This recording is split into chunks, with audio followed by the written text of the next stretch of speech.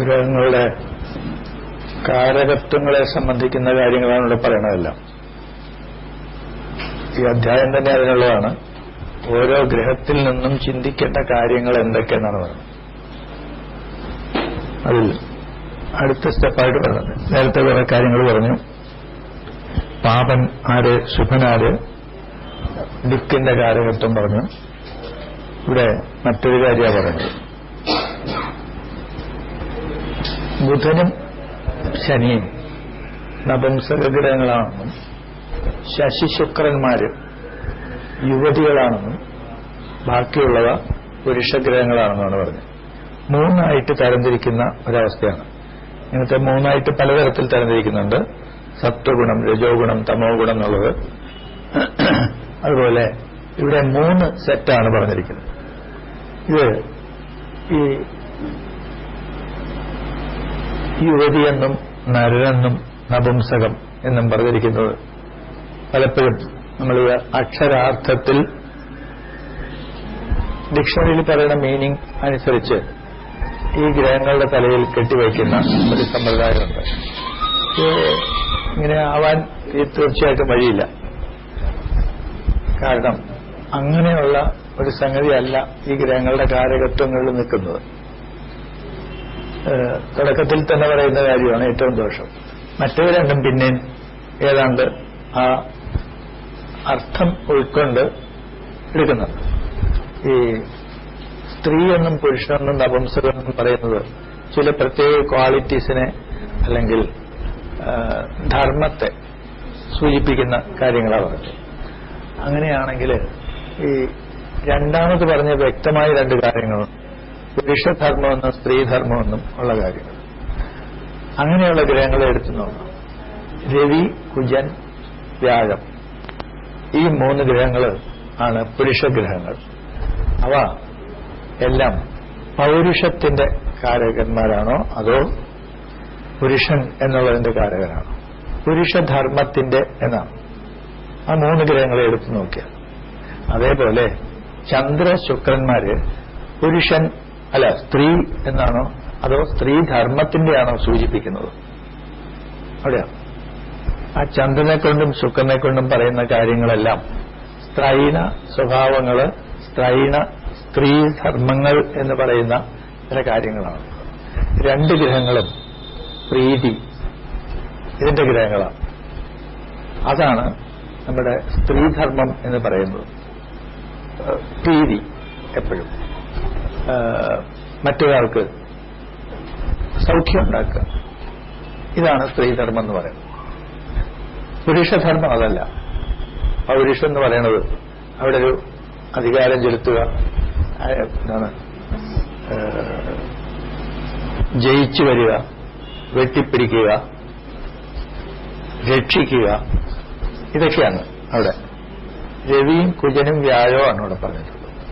അവിടെ എല്ലാം അതാണ്. ആ ഗ്രഹങ്ങളെയെല്ലാം ക്ഷത്രിയന്മാർക്കാണ് അവിടെ പ്രാധാന്യം കൂടുതലുള്ളത്. രവി കുജന്മാർക്ക് പുരുഷധർമ്മത്തില് അവരുടെ ജോലി എന്താ? സംരക്ഷണം കൊടുക്കുക എന്നാണ്. സംരക്ഷണം കൊടുക്കുക. ശശി ശുക്രന്മാർക്ക് സംരക്ഷിക്കപ്പെടുക എന്നാണ്. സംരക്ഷിതരാണ് ഇത് രണ്ടും. സംരക്ഷിക്കുന്നവരാണ് ഈ പറയുന്നതെല്ലാം. ഈ രീതിയിലാണ് ആ രണ്ടെണ്ണം. അങ്ങനെയാണെങ്കിൽ ഈ ബുധ ശനിക്ക് എന്ത് പറയണം? നപുംസകധർമ്മം എന്ന് വെച്ചാൽ എന്താ? നപുംസകം എന്ന് വെച്ചാൽ എന്താ വാസ്തവത്തിൽ? ഇത് രണ്ടും അല്ലാത്തതെന്നല്ലേ? അല്ലെങ്കിൽ മറ്റൊരു തരത്തിൽ പറഞ്ഞാൽ രണ്ടും ഉള്ളത് എന്നാക്കിക്കൂടെ?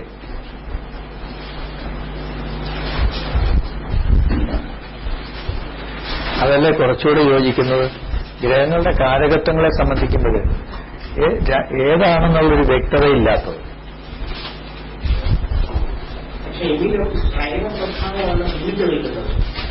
എങ്ങനെ അറിയാം? ഈ സംസാരിക്കുന്നതും നടക്കുന്നതും സ്ത്രീകളെ അനുകരിച്ചാണ് അവരുടെ സാധാരണ കണ്ടു വരാറുണ്ട്. ബുധനും ശനിക്കും ബുധശനിയൊക്കെ കറങ്ങിയത് നപുംസകങ്ങളാണ്. അതെന്നെ പറഞ്ഞു. അതെ, അത് ആ അർത്ഥത്തിലല്ല ഇവിടെ ഉപയോഗിക്കുന്നത്. പുരുഷധർമ്മവും സ്ത്രീധർമ്മവും രണ്ടെണ്ണം വ്യത്യസ്തം പറഞ്ഞിട്ടുണ്ട്. ഇത് രണ്ടും ഉള്ളത് അല്ലെങ്കിൽ രണ്ടും ഇല്ലാത്തത് എന്ന് വെച്ചാൽ ഏതൊന്ന് പിടികിട്ടാത്തത് എന്നർത്ഥം. അങ്ങനെയല്ലേ? അതിന് ഇനി ഒരു കാരണം കൂടിയുണ്ട്. ഈ ബുധൻ എങ്ങനെയുള്ള ഗ്രഹമാണ്? നേരത്തെ തൊട്ട് മുമ്പില് എന്താ പറഞ്ഞേ? ക്ഷീണേന്ദു അർക്ക അല്ലെ, മഹീസുത അർക്കതനയാഹ പാപാഹ ബുധസ്ഥൈര്യുത അല്ലെ. അവരോട് ചേരുമ്പോൾ ബുധനും, പാപനോട് കൂടിയാൽ ബുധനും പാപനാവും. ബുധന്റെ കാര്യത്തില്, ശനിയുടെ കാര്യത്തിലല്ല. സദാ പാപനാണ് ശനി, തമോ ഗുണത്തിന്റെ. ഇത് ഈ രണ്ട്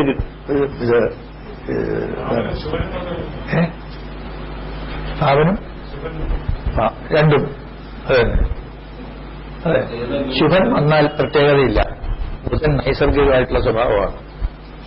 അവിടെ പാപന്റെ ബന്ധം വന്നാൽ പാപനായിത്തീരും. പാപന്റെ ധർമ്മം കാണിക്കും. പാപനെ പോലെ ഒരു പാപൻ, അതിന് അടിസ്ഥാനപരമായിട്ടൊരു കാര്യമുണ്ടല്ലോ. പാപന്റെ ധർമ്മവും ശുഭന്റെ ധർമ്മവും, അതാണല്ലോ പറയുന്നത്. ശുഭൻ എന്ത് ചെയ്യും, പാപൻ എന്ത് ചെയ്യും? അത് തന്നെ ഇവര് സൂചിപ്പിക്കുക, ചെയ്യല്ല, സൂചിപ്പിക്കുക. അതാണ് ചെയ്യുന്നത്. രണ്ടും സൂചിപ്പിക്കുക.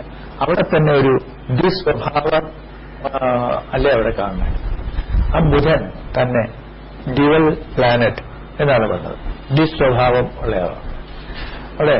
ഇനി പിന്നീട് ഈ ജനന സംബന്ധമായിട്ടുള്ള കാര്യത്തിൽ ഇരട്ട പ്രസവിക്കുക, ഇങ്ങനെയൊക്കെയുള്ള കാര്യങ്ങളിലെല്ലാം ബുധന് ഒരു പ്രത്യേകതയുണ്ട്. ദുസ്വഭാവ രാശികളെ പോലെ ഈ ദുസ്വഭാവമുള്ള ബുധനും അവിടെ ഒരു പ്രത്യേകത പറഞ്ഞിട്ടുണ്ട്. അതുപോലെ തന്നെ ഇവിടെയും ഒരു ദുസ്വഭാവമാണ് ബുധൻ കാണിക്കുന്നതെന്ന് അർത്ഥം. ബുധന്റെ കാര്യത്തിൽ വളരെ അതെ അതെ അങ്ങനെയാണ്. അതാണല്ലോ ബുധന്റെ പ്രത്യേകത. ഉഭയരാശികളെ പോലെ തന്നെ ബുധനും ഈ പ്രത്യേകതയുണ്ട്. അങ്ങനെയുള്ള ഒരു കാര്യമാണ്. അങ്ങനെയാണെങ്കിൽ ഈ നമ്മൾ സാധാരണ പറയുന്നത് ശനി ബുധന്മാര് പൊതുവെ പറയില്ലേ, സന്താനഭാവവുമായിട്ട് ബന്ധപ്പെട്ട് വന്നുവന്നിരിക്കട്ടെ, ഉടനെ സന്താനമില്ല എന്ന് പറഞ്ഞാലേ അങ്ങനെയല്ല. മറ്റതിന് വ്യക്തതയുണ്ടെങ്കിൽ അതിന്റെ അർത്ഥം വേറൊന്നുമല്ല. ഇവിടെ ഈ രണ്ടുപേരെ കൊണ്ട് വ്യക്തമായിട്ട് നമുക്ക് വേർതിരിച്ചറിയാം എന്നും, ഈ രണ്ട് ഗ്രഹങ്ങൾ വരികയാണെങ്കിൽ ഏതാണ് എന്ന് സ്കാൻ ചെയ്യാൻ ബുദ്ധിമുട്ടാണ്.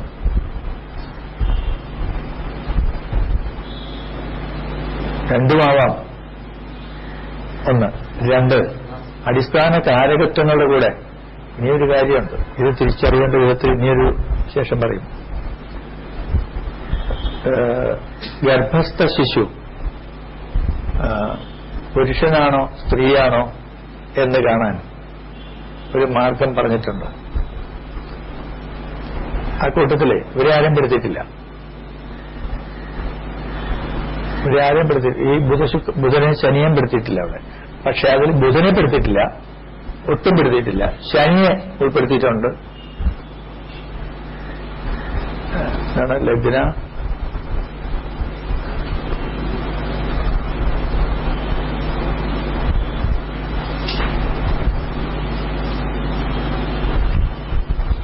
ഓരാ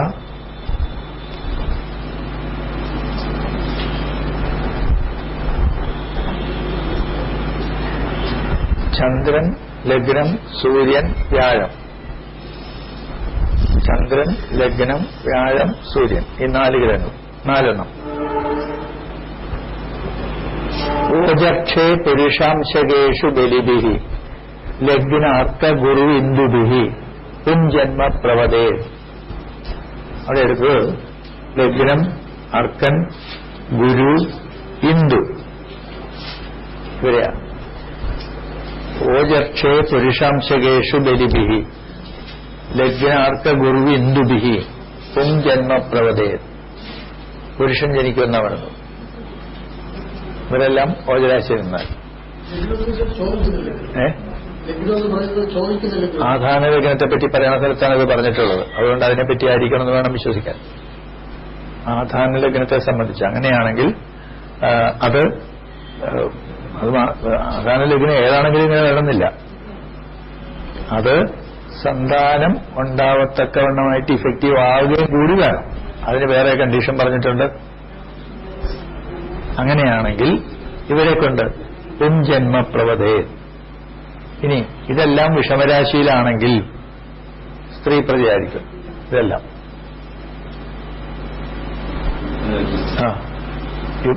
യുഗ്മത്തിലാണെങ്കിൽ തൈറിയോഷിത സ്ത്രീ ആയിരിക്കും. ഇവരെ കൊണ്ടാ പറഞ്ഞേ.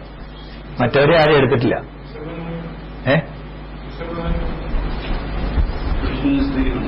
മിശ്രിതമായിട്ട് വന്നാൽ ബുദ്ധിമുട്ടാ. ഇവരെ മാത്രമേ എടുത്തിട്ടുള്ളൂ ഇതിനകത്ത്. എന്ത് ഇവരെ മാത്രം എടുക്കാൻ കാരണം? വേറെ ഗ്രഹങ്ങളുണ്ടല്ലോ. ഇവരെ തന്നെ എടുക്കാൻ കാരണം എന്ത്?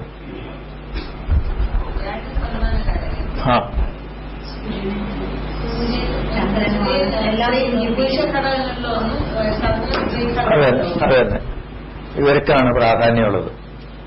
രവിചന്ദ്രന്മാര് ഇവരെ ഈ പിതാവിന്റെ കാരകനായിട്ടും മാതാവിന്റെ കാരകനായിട്ടും ആണ് ഇതിനകത്ത് ഉടനീളം സ്വീകരിച്ചിരിക്കുന്നത്. സന്താനകാരകൻ എന്ന് പറയുന്ന വ്യാഴവും ഇവരുടെ അവസ്ഥ വെച്ചിട്ടാണ് ആദ്യത്തെ ഇത് ഡിസ്ക്രിമിനേഷൻ പറയുന്നത്. ഇനി അത് കഴിഞ്ഞിട്ട് ഇന്നൊന്ന് പറയും, ഗുരു അർക്കവ് വിഷമേ നരം. ഗുരുവും അർക്കനും വിഷമേ ഓജരാശിയിൽ, ഗുരു മാത്രം ഓജരാശിയിൽ നിൽക്കുകയാണെങ്കിൽ നരം. അതുപോലെ ചന്ദ്രനും ശുക്രനും യുഗ്മരാശിയിൽ വക്രസ്ഥ എന്ന് ചേർത്തിട്ടുണ്ട്. ഇവിടെ ചൊവ്വയും ചന്ദ്ര ശുക്രൻ കുജൻ ഈ മൂന്ന് പേരും എന്നാണ് പറഞ്ഞത്. ആ എന്താണ് വക്രസ്ഥ എന്നുള്ളത് ഇതിന്റെ കൂടെ ചേർക്കും. അതുകൊണ്ട് ചിലർ പറയും ഗുരു രവി ചൊവ്വ ഇവർ ഓജരാശിയിൽ വന്നാൽ പുരുഷനും, ചന്ദ്രൻ ശുക്രൻ ചൊവ്വ ഇവർ യുഗ്മരാശിയിൽ വന്നാൽ സ്ത്രീ എന്ന്. എന്താണ് ചൊവ്വയുടെ പ്രസക്തി എന്നുള്ളത് വന്നിട്ടില്ല. രണ്ടിലും ചേർക്കണോ എന്നുള്ളതും സംശയമാണ്. ഇവിടെ എഴുതിക്കണം നോക്കുകയാണെങ്കിൽ ഇവിടെയാണ് ചൊവ്വയെ ചേർക്കാൻ അതിനകത്ത് നോക്കുകയാണ് സാമാന്യമായിട്ട് അർത്ഥം എടുക്കുമ്പോൾ. പിന്നെ സാമാന്യമായിട്ടുള്ള അർത്ഥമല്ല, അങ്ങനെ സാമാന്യമായിട്ട് അർത്ഥം പറയാൻ പറ്റാത്തൊരു ഭാഷയിലാണ് എഴുതിയിരിക്കുന്നത്. അതുകൊണ്ട് ഇതും ആവാം അതും ആവാം, എല്ലാം സ്വീകാര്യം.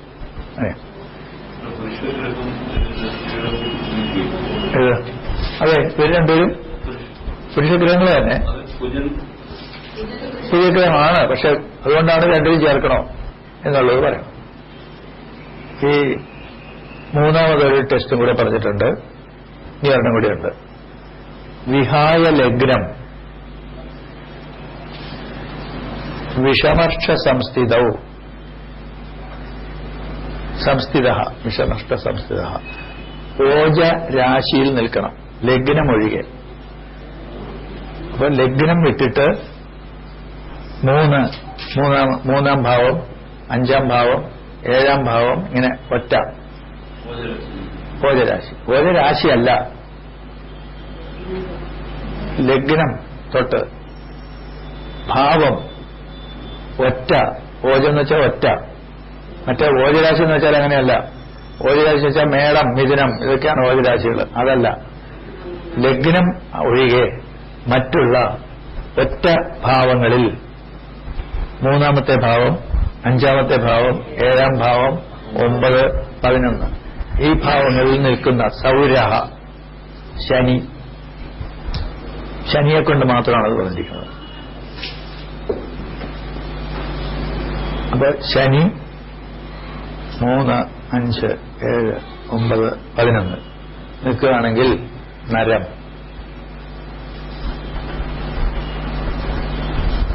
സൗരോപി പുംജന്മകരോ വിലഗ്നാ, ലഗ്നം തൊട്ടെന്ന് വ്യക്തം അവിടെ പറഞ്ഞിട്ടുണ്ട്. അപ്പോൾ ലഗ്നം ഒഴികെ ഉള്ള ഒറ്റ രാശികളിൽ ലഗ്നം തൊട്ട് ലഗ്നാ എണ്ണണം. അതായത് മേടം പോലെല്ലാം അങ്ങനെയുള്ള രാശി വന്നാൽ ഇത് പുരുഷ സൂചകമാണ്.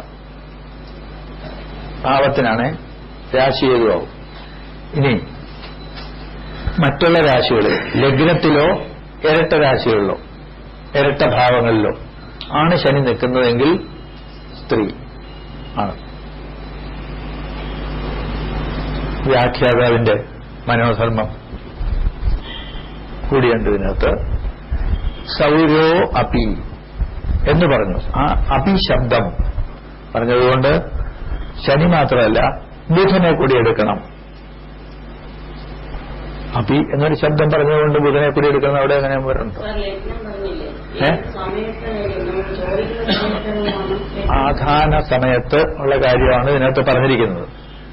അത് നമ്മുടെ ഇഷ്ടമായി എവിടെ വെച്ച് എടുക്കും, ജാതകത്തിലും എടുക്കും, എല്ലാം തോന്നിയ ദിവസം എടുക്കും. അതുകൊണ്ട് തെറ്റിയും പോകും സാധാരണ. അത് പറഞ്ഞിരിക്കുന്നത് ആധാന സമയത്ത് പറഞ്ഞിരിക്കുന്ന ഇതിനകത്താണ് പറഞ്ഞിരിക്കുന്നത്. ജാതകത്തിലും നോക്കണം, ഒരിക്കലും ശരിയാവില്ല. ജാതകത്തിൽ എല്ലാം തെറ്റിപ്പോകും. പിന്നെ എന്ത് ചെയ്യും? എല്ലാം എടുക്കും. എന്നിട്ട് 10-14 ലക്ഷണങ്ങളുണ്ട്. എല്ലാം ഇത് മജോറിറ്റി വോട്ടിനിടും. മജോറിറ്റി അനുസരിച്ച് പുരുഷൻ അല്ലെങ്കിൽ സ്ത്രീ. അത് കിട്ടുന്നത് വരെ ചെയ്യും. അത്ര തന്നെ. അല്ലെങ്കിൽ ഏതെങ്കിലും ഒരെണ്ണം ഉണ്ട്, ഇതുകൊണ്ടാണ് പുരുഷനായെന്ന് ചുമ്മാ ഇങ്ങനെ പറയും. ശരിയാവാത്തൊരു കാര്യമാണ്. ഒരു 10 ജാതകങ്ങൾ എടുക്കുക, ഈ ഒന്ന് അപ്ലൈ ചെയ്ത് നോക്കുക. അപ്പൊ അറിയാം ജാതകത്തെ സംബന്ധിക്കുന്നതല്ല ആ പറയുന്നത്, ആധാന സംബന്ധമായിട്ടാണ് അദ്ദേഹം പറയുന്നത്. അതിനകത്ത് ആ അധ്യായത്തിലാണ് പറഞ്ഞിരിക്കുന്നത്. അതിന്റെ കൂടെയാണ് ഇതും പറഞ്ഞിരിക്കുന്നത്. ഇവിടെ ഈ ബുധനെ ചേർക്കുന്ന സമ്പ്രദായം ഞാൻ പറഞ്ഞു. അതുകൊണ്ട് ബുധൻ എടുക്കണം എന്നേ പറഞ്ഞിട്ടുള്ളൂ, എങ്ങനെയെന്ന് പറഞ്ഞിട്ടില്ല. ആ ഇതിന്റെ അടിസ്ഥാനത്തില് മറ്റു ചിലര് വേറൊരു കാര്യം പറഞ്ഞിട്ടുണ്ട്. ഇത് നപുംസക ഗ്രഹങ്ങളാണെങ്കിലും ശനിയും ആണല്ലോ, സൂര്യസുതനും അല്ല ബുധനും. അതെ, വേറൊരു രസമുണ്ട്. ഇതുവരെ ആരാന്നറിയാമല്ലോ. ഒന്ന് സൂര്യന്റെ മോൻ, ചന്ദ്രന്റെ മോൻ. അതെ, മക്കളുടെ കാര്യം അവിടെ. ഇതില് ബുധനെ സ്ത്രീ നപുംസകം എന്നും ശനിയെ പുരുഷ നപുംസകം എന്നും പറയാറുണ്ട്. അതുപോലെയാണ് ഇവിടെ ഇത് പറഞ്ഞു. അതേപോലെ ബുധൻ വന്നാൽ തിരിച്ചും ആയിരിക്കും. ചുമ്മാ പറയണതാണ്. ഇങ്ങനെ പലതരത്തിൽ ഇതിനെ ദുർവ്യാഖ്യാനം ചെയ്തിട്ടുണ്ടെന്നുള്ളതല്ലാതെ വാസ്തവത്തിൽ ഇങ്ങനെ ഉദ്ദേശിക്കുന്ന എന്ത് എന്ന് കാണാൻ മെനക്കെട്ടിട്ടുണ്ടെന്ന് തോന്നുന്നില്ല വ്യാഖ്യാതാവ്. എന്താണ് ഇവിടെ ഉദ്ദേശിക്കണമെന്നുള്ളത്?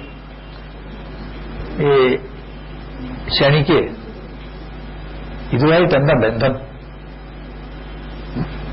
ശനിയെ കൊണ്ടാണല്ലോ പറഞ്ഞത്, ബുധനെ കൊണ്ട് പറഞ്ഞില്ലല്ലോ. സൗരഹ അപി എന്നേ പറഞ്ഞിട്ടുള്ളൂ. അപി ശബ്ദം എന്ന് പറഞ്ഞു കഴിഞ്ഞാൽ ബുധനെ എടുക്കണമെന്നൊന്നുമില്ല, ചുമ്മാതെ വയ്ക്കുന്നതാണ്. മറ്റു ഗ്രഹങ്ങളൊക്കെ എടുക്കുകയും ചെയ്തു, ബാക്കി എല്ലാവരും എടുത്തല്ലോ. ഇവരെ മാത്രം എന്ത് വിട്ടുകളഞ്ഞത്? ബുധനെ മാത്രം അങ്ങ് വിട്ടുകളഞ്ഞതെന്ന്.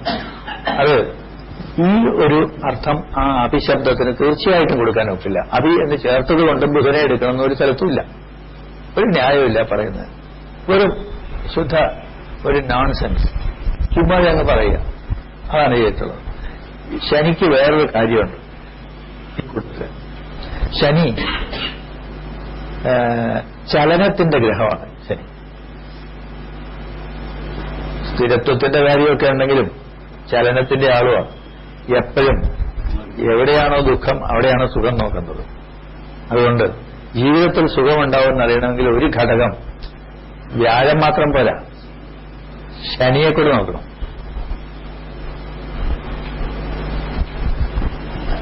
ജാതകാദേശത്തിലെ ഒരു മിശ്രപ്രകരണമുണ്ട്, അതൊന്ന് നോക്കിയെടുക്കണം. അങ്ങനെ അവിടുന്ന് ഇവിടുന്നൊക്കെ പെറുക്കി എടുത്തതാണെങ്കിലും ചെറിയൊരു അധ്യായമാണ്. ഈ ഒരു കാര്യം അവിടെ കാണാം. അതുപോലെ തേജസ് ഇല്ലാത്തത്, കറുത്തത്, വെറുപ്പുണ്ടാക്കുന്നത് എന്നൊക്കെ പറയുന്ന ശനി, തേജസ്, ഒരാളുടെ തേജസ് നോക്കണമെങ്കിൽ ചന്ദ്രനെ കൂടെ നോക്കണം, അല്ല ശനിയെ കൂടെ നോക്കണം.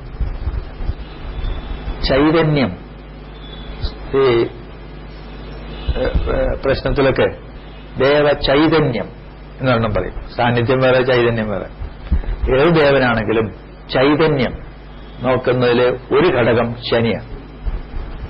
ചന്ദ്രൻ, ശനി, ഒരു ഗ്രഹത്തിന്റെ കൂടെ സ്ഫുടം ഒരുമിച്ച് കൂട്ടിയതിനെ ചൈതന്യ സ്ഫുടം എന്ന് പറയാറുണ്ട്. സ്ഫുടം ഒരുമിച്ച് കൂട്ടണ്ട, ചൈതന്യം നോക്കുന്ന ഗ്രഹങ്ങൾ നോക്കിയാൽ മതി. ആ ഗ്രഹങ്ങൾ അനുസരിച്ചാണ് ചൈതന്യം നിൽക്കുന്നതെന്ന്. ചൈതന്യമില്ലാത്തവനാണല്ലോ ശനി. കണി കാണാൻ കൊള്ളാത്തവനും ഒന്നിനും കൊള്ളാത്തവനും സർവോപരി പോലീസുകാർ. അതുപോലെ ആ ശനി അവിടെ പ്രധാനപ്പെട്ട ഒരാളാണ്. ഇവിടെ ചലനത്തിന്റെയാണ്. ചലനം എന്ന് വെച്ചാലോ നമ്മുടെ ശാരീരികമായിട്ടുള്ള എല്ലാത്തിന്റെയും വായു, വാദം എന്നെല്ലാം പറയുന്ന സാധനം ചലനത്തെ സംബന്ധിക്കുന്നതാണ്. വാദം എന്ന് വെച്ചാലും അത് തന്നെയാണ്, വായു എന്നാണ്. വായു എന്നുള്ളത് ഇവർ ഉപയോഗിച്ചിരിക്കുന്നത് ടെക്നിക്കലായിട്ടാണ് ഉപയോഗിച്ചിരിക്കുന്നത്. അല്ലാതെ നൈട്രജനും ഓക്സിജനും കാർബൺ ഡൈ ഓക്സൈഡും ഒക്കെ ചേർന്ന മിക്സ്ചർ അതിനെയല്ല ഇവിടെ ഉദ്ദേശിക്കുന്നത്.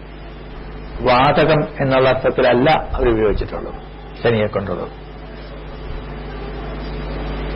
അങ്ങനെ തെറ്റിദ്ധരിച്ചു. ചലനത്തെ സംബന്ധിക്കുന്നതാണ്. ശരീരത്തിലെ ഓരോ ചലനത്തിനും ആധാരമായിട്ട് പറയുന്നത് സിദ്ധാന്തപ്രകാരം, അനാറ്റമി പ്രകാരം ഓരോ വായുക്കളാണെന്നാണ് പറയുന്നത്. അങ്ങനെയാണ് പ്രധാനപ്പെട്ട 5 വായുക്കളെ പ്രാണ, അപാന, വ്യാന, ഉദാന, സമാനന്മാരെ പറയുന്നത്. ഇനിയും അനവധി വാദങ്ങളുണ്ട്. ഓരോന്നിനും ഓരോ പ്രത്യേകതകളുണ്ട്. ഓരോ ചലനം കൊടുക്കുന്നവരാണ്. പ്രധാനമായിട്ട് മൂക്ക് ചീറ്റുക, തുമ്മുക, അതിനൊരു വായുവിന്റെ ഇതുകൊണ്ടാണ്. കണ്ണീര് വീഴുക ഒരു വായുവിന്റെ ഇഫക്റ്റാണ്. ഇങ്ങനെയാണ് പറയുന്നത്. ആ അർത്ഥത്തിലാണ് വാദം, വായു എന്നെല്ലാം പറയുന്നത്. അതിന്റെ കാരകനാണ് ശനി. അതേ കാരണം കൊണ്ട് തന്നെയാണ് ഈ ശനി പ്രസവ സംബന്ധമായിട്ടുള്ള കാര്യങ്ങൾ ഉൾപ്പെടുന്നതും. ശനിയുടെ ബന്ധമില്ലാതെ പ്രസവം ഉണ്ടാവില്ല. അതും ഒരു ചലനമാണ്. ഉണ്ടാകുന്ന ഒരു മാറ്റത്തെയാണ് അവിടെ സൂചിപ്പിക്കുന്നത്. അത് അങ്ങനെയാണ് വായുഭൂതത്തിലെ പ്രസവം ഉണ്ടാവുള്ളൂ എന്ന് പറയാൻ കാരണം ശനിബന്ധത്തിൽ. ഇനി ഒന്നുകൂടി പറഞ്ഞാല് ഈ ശനിയുടെ സ്ഥാനം അനുസരിച്ചാണ് ചിലപ്പോ അങ്ങനെയുള്ള ചില ബർത്ത് ടൈം നമുക്ക് കൃത്യമായിട്ട് അറിഞ്ഞില്ലെങ്കിൽ അത് കറക്റ്റ് ചെയ്യാൻ ഉപയോഗിക്കുന്നത്. ഒരെണ്ണം ശനി അല്ലെങ്കിൽ ശനിയുടെ പുത്രൻ എന്ന് വെച്ചാൽ സൂര്യന്റെ കൊച്ചുമോൻ, അതെ മാന്തി, ആ മാന്തി അതിന്റെ സ്ഥാനം ഉപയോഗിച്ച് ഇതിന്റെ പുറകിലൊരു സത്വമുണ്ട്, ഉപയോഗിച്ച് രീതി തെറ്റിപ്പോയത് മാത്രമേ ഉള്ളൂ. ഇവിടെയെല്ലാം ഈ ശനിയുടെ ബന്ധമാണ് വരുന്നത് എപ്പോഴും. മനസ്സിലായില്ല? അതിന്റെ കാരകത്വങ്ങള്, ആ കാരകത്വങ്ങൾ വാസ്തവം പറഞ്ഞാല് ഇയാൾ പറയുന്ന പോലെ തന്നെ എടുത്താലേ അതറിയുള്ളൂ. ഇത് വളരെ പ്രധാനപ്പെട്ടൊരു കാര്യമാണ്. ശനി ബുധൻ രണ്ടുപേരും ഇരിക്കട്ടെ, അവരുടെ യോഗം എന്താ പറയുന്നത്? മായാപടു ലംഘക.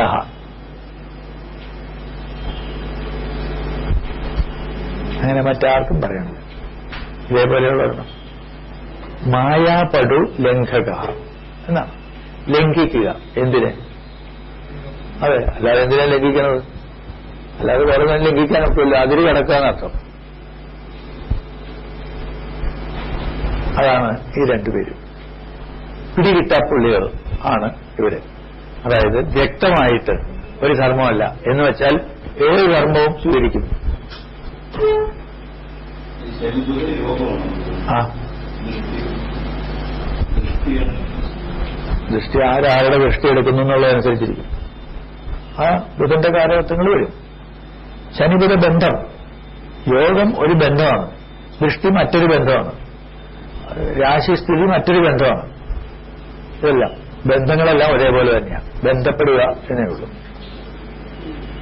അങ്ങനെ ബന്ധം വരികയാണെങ്കിൽ ഒരു മായാപടുത്വം, പടുത്വം ഉണ്ട്, സാമർഥ്യമുണ്ട്, മായയുണ്ട്. മായ എവിടുന്ന് വരുന്നതാണ്? ശനി. ഇയാളുടെ സാമർഥ്യവും മായാപടു ലംഘക. അതെങ്ങനെ? നമ്മളെ കളിപ്പിച്ച് ഫ്ലൗട്ടിംഗ് ദ റൂൾസ് ആണ്. ഇത്തരം പ്രയോഗങ്ങളുടെ കാരകന്മാരാണിത്. കുശലപ്രയോഗങ്ങൾ, കണ്ണിങ്. കുറുക്കൻ, ആ സ്വഭാവം ഇവിടെ വരും. ഇത് വ്യക്തമായ വർണ്ണമല്ല മറ്റതുപോലെ. അങ്ങനെ അവ്യക്തമായ ഒരു അവ്യക്തതയുണ്ടെന്നർത്ഥം ഇതിനകത്ത്. മായ എന്ന് വെച്ചാൽ അതല്ലേ, പിടികിട്ടാത്ത സാധനമല്ലേ. വാസ്തവത്തിൽ എന്താണെന്ന് പിടികിട്ടില്ല എന്ന്. വാസ്തവത്തിൽ എന്താണെന്ന് അറിയില്ല. നമുക്ക് രണ്ടിനെ അറിയുള്ളൂ, പുരുഷൻ സ്ത്രീ. അത് രണ്ടും അല്ലാത്തതെന്ന്. അതായത് രണ്ടും ആയത് ഒരു രണ്ടും വന്ന ഒരേ അർത്ഥമാണ്. ഒരു ഗ്ലാസേ പകുതി വെള്ളമുണ്ട്. അപ്പോ ഒരു ഒപ്റ്റിമിസ്റ്റ് അത് കണ്ടാൽ എന്ത് പറയും? Half full. ഒരു പെസിമിസ്റ്റ് കണ്ടാലോ ഹാഫ് എംപ്റ്റി. സംഗതി കൊണ്ടാണ്. അതുപോലെയുള്ള രണ്ട് സാധനങ്ങളാണ് ഇത് രണ്ടും. അതിലെ ഈ പെസിമിസ്റ്റ് ശനിയായിട്ടും ഒപ്റ്റിമിസ്റ്റ് ബുധനായിട്ടും എടുക്കുന്നത് തെറ്റില്ല. അതാണ്, ആ അർത്ഥത്തിലാണ് നപുംസകഗ്രഹം എന്ന് പറഞ്ഞത്. പക്ഷേ യൂണക് എന്നുള്ള അർത്ഥത്തിൽ നപുംസകം ആകും എന്നുള്ള അർത്ഥത്തിൽ പലപ്പോഴും പ്രയോഗിച്ച് കാണുന്നത് ദുഃഖകരമാണ്. അതല്ല ഇവിടെ ഉദ്ദേശിക്കുന്നത്. മറ്റൊരു വ്യക്തമായ സ്വഭാവവിശേഷമാണ് ഇവിടെ പറയുന്നത്. പുരുഷധർമ്മമെന്നും സ്ത്രീധർമ്മമെന്നും വ്യക്തമായിട്ട് പറഞ്ഞിട്ടുണ്ട്. മറ്റേ ധർമ്മം പറഞ്ഞിട്ടില്ല. വ്യക്തതയില്ലാത്തതുകൊണ്ടാണ്. മിശ്രം നേരത്തെ പറഞ്ഞില്ലേ, ബുധൻ എന്ന് പറഞ്ഞ് പാവനോട് കൂടിയ പാവനാകുന്നു. രണ്ടുപേരുണ്ടെങ്കിലും അതന്നെ പിടികിട്ടില്ല. അങ്ങനെ പിടികിട്ടാപ്പുള്ളികളാണ് ഇവിടെയുള്ളത്. വ്യക്തതയില്ലാത്ത മായ ഇല്യൂഷൻ ഉണ്ടാക്കുന്ന തരത്തിലാണെന്ന് അർത്ഥം. മറ്റേതാണെങ്കിൽ അങ്ങനെയല്ല, സ്പെസിഫിക്, വളരെ ഇതാണ്. അങ്ങനെയുള്ള ഗ്രഹങ്ങളാണ് ഈ ബുധനും ശനിയും. എങ്ങനെ പോകുമെന്നോ എങ്ങോട്ട് വരുമെന്നോ പെട്ടെന്ന് പിടികിട്ടില്ല. അത്തരം കാരകത്വങ്ങൾ. അല്ലാതെ നപുംസഗ്രഹം എന്ന് പറഞ്ഞ് തള്ളുന്നത് ശരിയാണെന്ന് തോന്നുന്നില്ല. അതെ, പ്രത്യേകിച്ച് ബുധന്റെ കാര്യത്തിൽ. ശനിയാണെങ്കിൽ ദാരിദ്ര്യത്തിന്റെ സൂചകനാണ്. 5 പോവുകയാണെങ്കിൽ സന്താനം ഉണ്ടാവാതിരിക്കാം, അല്ലെങ്കിൽ ഡിഫക്റ്റീവായിട്ടുള്ള സന്താനങ്ങൾ ഉണ്ടാവുക എന്നെല്ലാം പറയാം. പക്ഷെ ബുധൻ വന്നാലും അത് പറയുന്നുണ്ട് ഒരേപോലെ. അവിടെ മിസ്റ്റേക്ക് പറ്റി എന്ന് തന്നെയാണ് വിചാരിക്കുന്നത്. 5 ബന്ധത്തിൽ ബുധൻ വന്നു കഴിഞ്ഞാൽ ഉടനെ ഇത്ര ഇതാണ്, പക്ഷയില്ല എന്നുള്ള മറ്റു പറയും. 2 ഭാവങ്ങൾക്കാണിത്. ഇതിനെ തന്നെ ഒരു സൂചനയുണ്ട്. സ്ത്രീജാതക അധ്യായത്തില് ഇതിനെപ്പറ്റിയൊരു സൂചനയുണ്ട്. ഒരു സ്ത്രീജാതകത്തിൽ 7ാം ഭാവം കൊണ്ട് ഭർത്താവിനെ ചിന്തിക്കും. അവിടെ നിൽക്കുന്ന ഗ്രഹം, അല്ലെങ്കിൽ 7ാം ഭാവത്തിന്റെ അംശകാധിപനെ കൊണ്ട് ഇങ്ങനെയൊക്കെ ചിന്തിക്കും. ആ ചിന്തിക്കുന്ന കൂട്ടത്തിൽ പറയണത്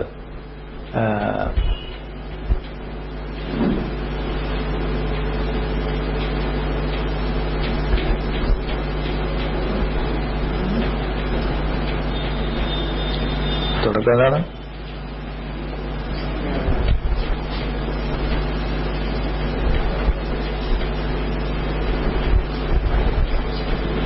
ആഗ്നേയർ വിധവ, അതിന് മുമ്പുള്ള ശ്ലോകം അതല്ല. അതന്നെ അതിന്റെ തുടക്കം തുടക്കം ശ്ലോകത്തിന്റെ തുടക്കം അല്ല. അല്ല, യൂനസ്തനല്ല. അതിന് മുമ്പില് പാപഗ്രഹങ്ങൾ വന്നാൽ ദോഷമുണ്ടെന്ന് പറഞ്ഞിട്ട് ആഗ്നേയർ വിധവ എന്നുള്ളതിന് മുമ്പ് ശൂന്യേ കാപുരുഷോ ശൂന്യേ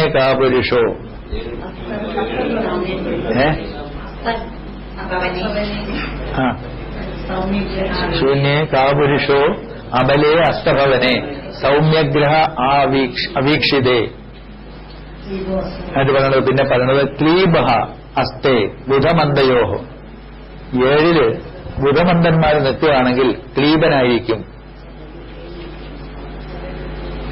ആ ക്ലീബത്വത്തിന്റെ അർത്ഥം എന്താ? വേറെങ്ങും പോകണ്ട, ഇവിടുത്തെ